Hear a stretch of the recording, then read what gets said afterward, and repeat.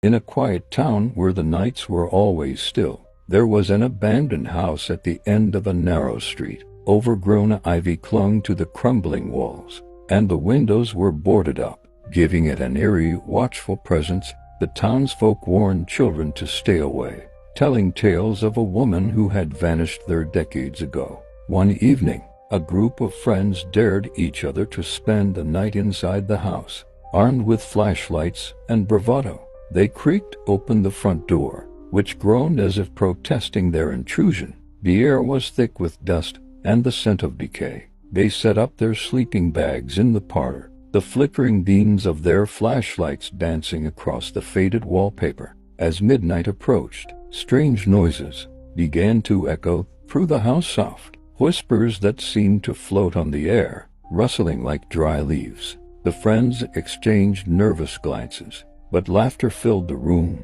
masking their growing unease. It wasn't until one of them suggested a game of truth or dare that the atmosphere shifted. When it was Sarah's turn, she bravely chose dare. "I dare you to go upstairs and knock on the bedroom door," her friend challenged, pointing to the staircase that loomed in the shadows. With a shaky breath, Sarah climbed the stairs, her heart pounding.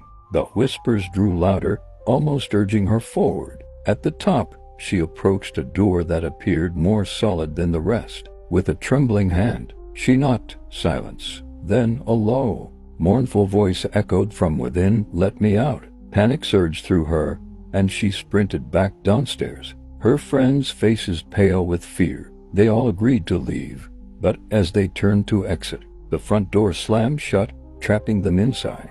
The whispers morphed into anguished cries, swirling around them. In a frenzy, they tried to pry the door open, but it wouldn't budge. The lights flickered and went out, plunging them into darkness. Suddenly, a figure emerged from the shadows, a woman in a tattered gown, her eyes hollow and filled with sorrow. "You shouldn't have come here," she whispered, reaching out with a hand that seemed to shimmer in the gloom. "You've disturbed my rest." The friends screamed, but their voices were swallowed by the house. One by one, they felt the icy grip of despair as the darkness closed in. The next morning, the townsfolk noticed the house still standing, but the laughter of the children had faded forever, replaced by the whispers of those who were never meant to be found.